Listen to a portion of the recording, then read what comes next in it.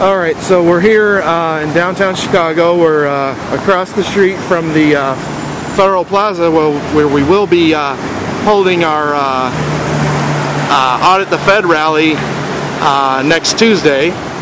And we were just over here to deliver some different petitions opposing the healthcare, quote-unquote, healthcare reform bill and the cap and trade legislation to our senators in the federal building over there.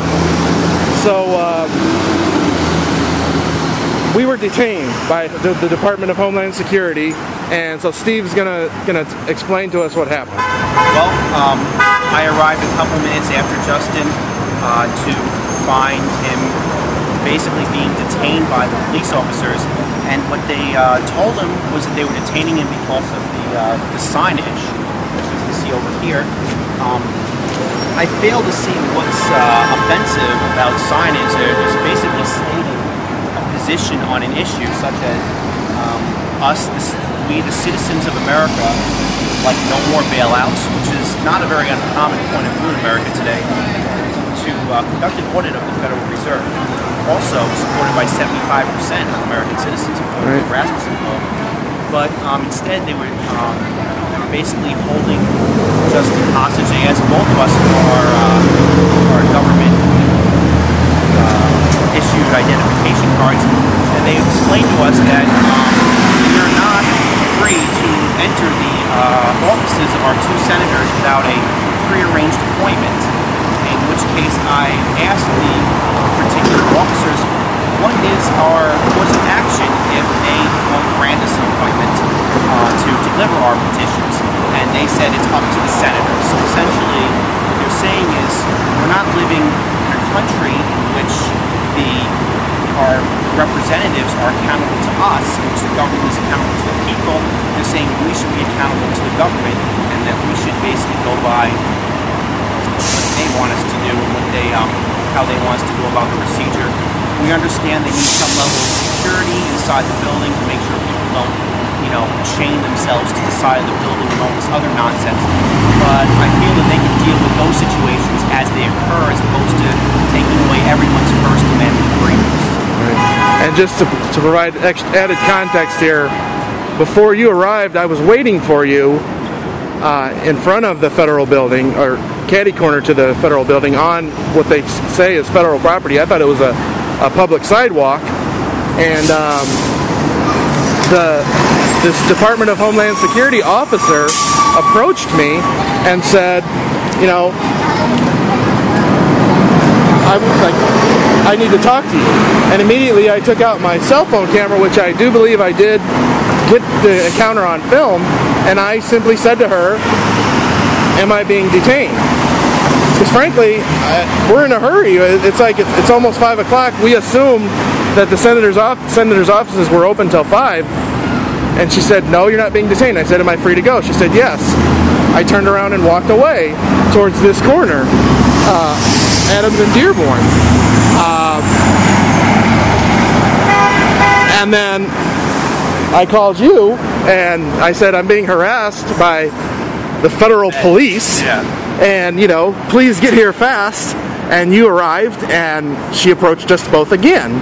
And she was saying that because of the signs that we're having some kind of a protest on federal property and that we needed a permit to do so. At that time, I said again to her, I said, are we being detained? And at that time, she said yes. And she asked for our identification. So that was it. So, man, we are living in a police state, folks. What can you say, right? I guess all I can say is it's a sad day for Illinois and a sad day for America. Right, and there was one passerby who I think you might have recognized. We got his card.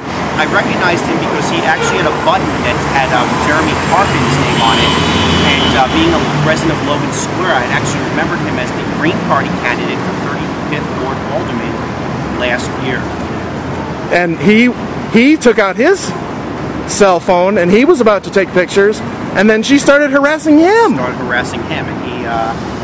And he protests. He's like, this is the First Amendment, this is the public square. He even brought up how it was our taxpayer dollars paying for this property.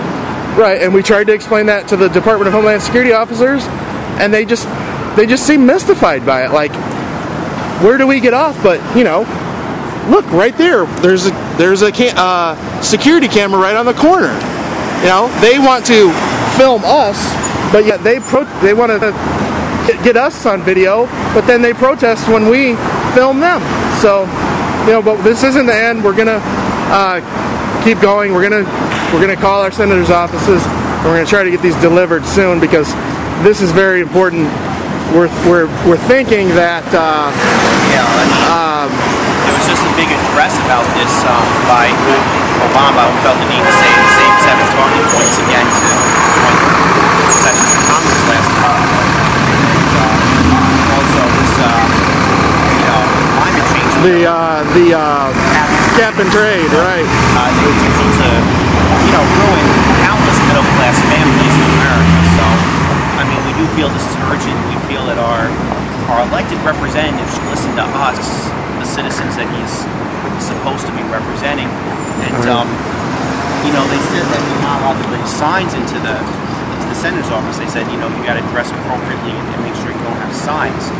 That's right. She even said you can't wear any T-shirts with any insignias. I even asked about the T-shirt. I said, this T-shirt is a logo. It's a logo for a group, just like any other group. And, at first she seemed to say, all right, that's fine. But then later on she said, no T-shirts. So I guess we would all have to dress like I am now in order to get appointments. Wear uniforms. The senator or wear uniforms. And, signs do not advocate.